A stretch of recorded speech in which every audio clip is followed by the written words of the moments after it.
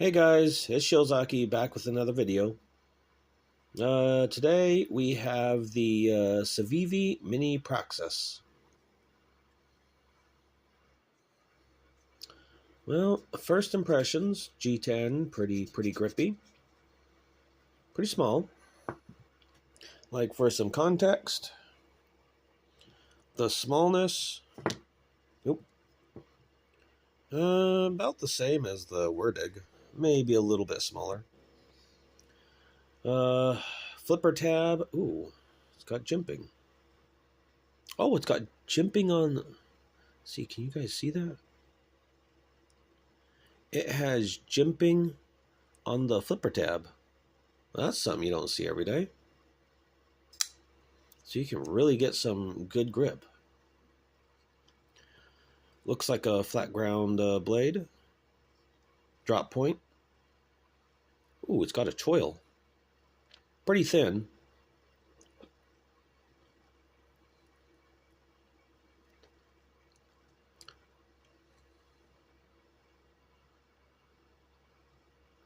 Looks like it has a deep pocket carry clip, but is not reversible.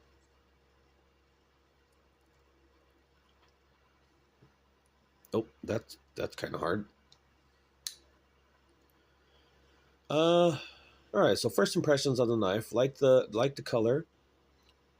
Nice flat OD green. Looks like a stone washed blade.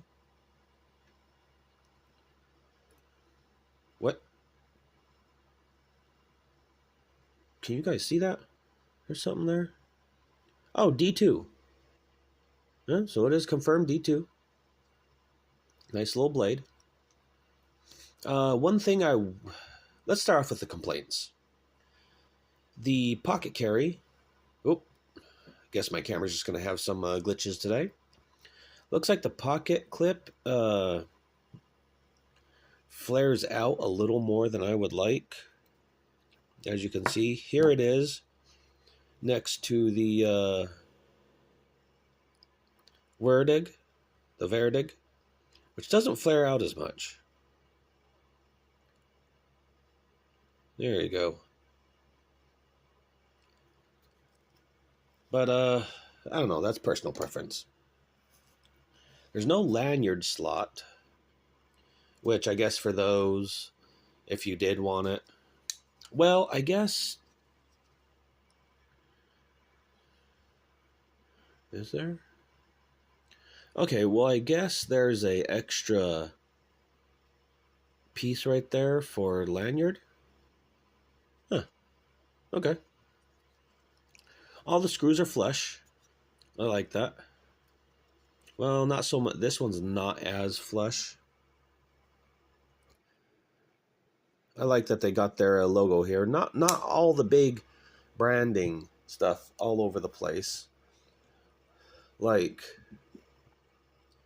this doesn't have any branding really on it, just a logo. Well, see, they don't even have a logo. The logo is part of the stud.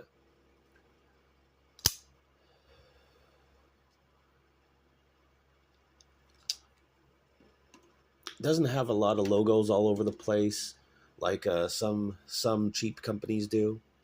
Like this, just has it right there.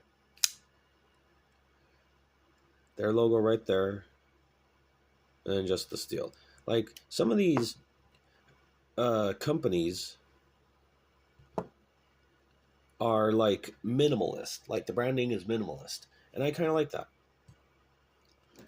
Let's see. Tested the blade. Blade is very sharp. Very thin. Let's see if I get that on camera. That is very thin. Very slicey. Like, what's the next thinnest knife I have? I don't think I have one that thin. Well, maybe the Efengrow. But this is probably the thinnest blade that I have.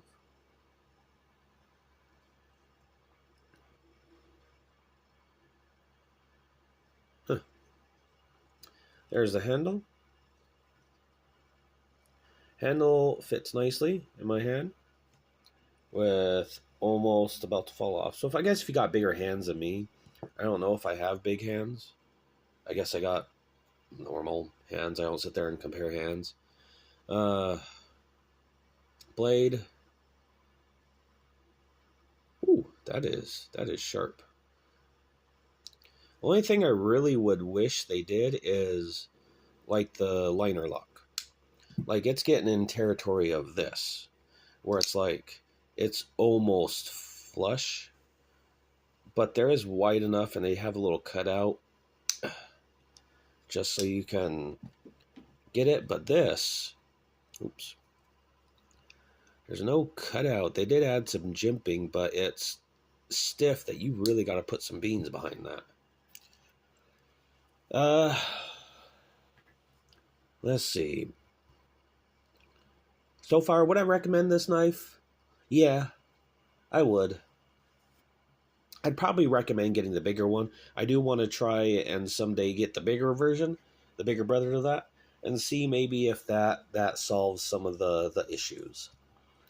But yeah, that's the first look at the Civivi Mini Praxis. And let's see what else. Okay, so this is a little add-on to the video. There had been coworkers and stuff that had said, "Oh, you should do like cut tests between knives and stuff," and I was like, or knives with the same blade steel, like D2 and D2, and the problem with that is, this right here. See if I can move the camera, and this sharpener that's over here. This is mainly all the stuff that I have. Not all the knives, but all the EDC stuff. So I got a bit box. I've got spare parts, sharpener, good old 3-in-1 right here. Leather thing that I use the top part as a strap. Like I don't have like the cut test. I don't have like anything readily available to be like, oh, here's lengths of paracord. Let's see how many times we can chop it up on a wood block to see like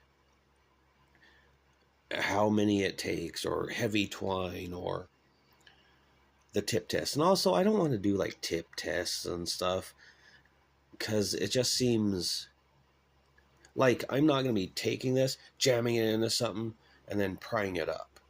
It's like I have a pry bar that I'll do that with. But knives, especially like this, why would you do that? But I probably will think up some tests. Like I probably will get like a rubber mallet, just you know, and then like bang it down to test the lock, right? Because there are knives that I have owned and I've seen owned where the liner lock is literally just purely aesthetic, has no function at all. But I guess I'll think of that for future videos. Or maybe I'll, like, when my channel grows, I'll think about maybe asking you guys, hey, what should I do? Do you want me to revisit any knives or that? Actually, here, do you want me to revisit any knives? I have or do an actual, as best as I can, in-depth review of the Mini Praxis, the Wurdig, Gonzo G729, Grow 223, Spyderco Paramilitary 2, Higo no Kami, and this Duratech neck knife. I do have others, and maybe I'll show them on camera, but as of right now, these are the things I have readily available. I have a bunch more in a drawer, but those are for upcoming videos. All right. Well, I will see you guys in the next one.